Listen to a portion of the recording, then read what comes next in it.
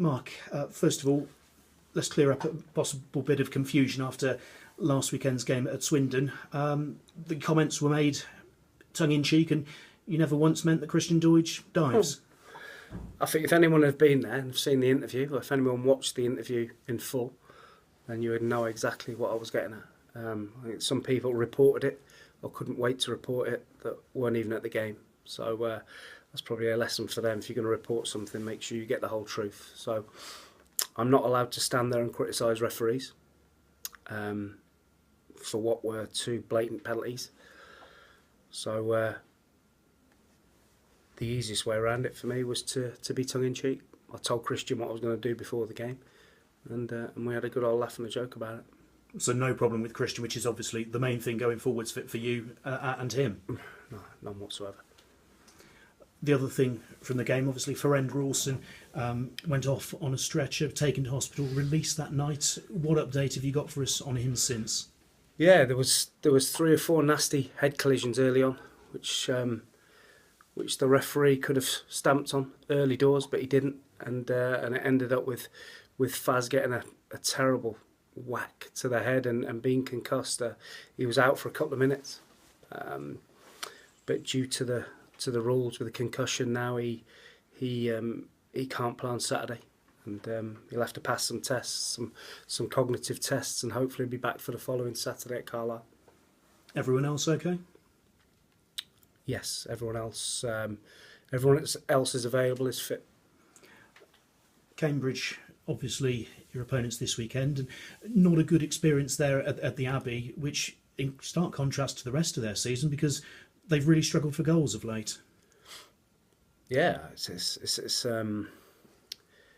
a difficult period before Christmas with their chairman resigning, but they've got good people there with obviously Sean Derry, a real football man who I know quite well. He's a real honest, proper football guy, and they couldn't have, in my opinion, anyone better there to steer them through stormy waters until they get sorted out what they need to sort out at the top of the club. But we didn't have a good game there. We were weak on the night, but we're a different proposition now, I feel, in my opinion.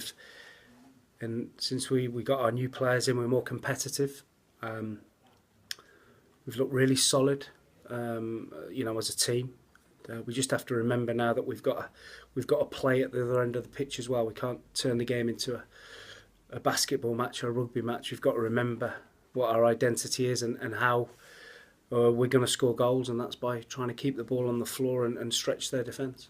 And those new faces you've brought in, do you see them sort of gelling better in training as well? Yeah, I think the more you work together, the better you get. So yeah, they've all blended into the squad, and they've been good to work with so far.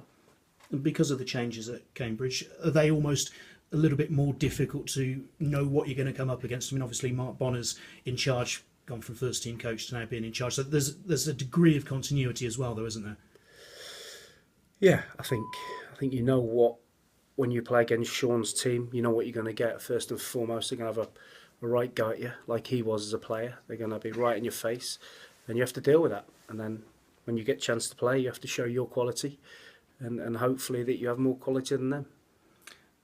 Transfer window, anything happening this week, or is it that sort of lull before the big finish, if you like, to the window? You'll see that there's not a lot of movement in the window, certainly at our level, because nobody wants to really let good players go. So we tried to do a lot of our business early, which we did. We thought we had a couple really close that we've gazumped on or missed out on, but we're still trying. We're desperately trying to add a couple more. I'm pretty hopeful we'll get one done before Saturday, but we might have to wait until Monday to get the other 2 that I want in for the rest of the season.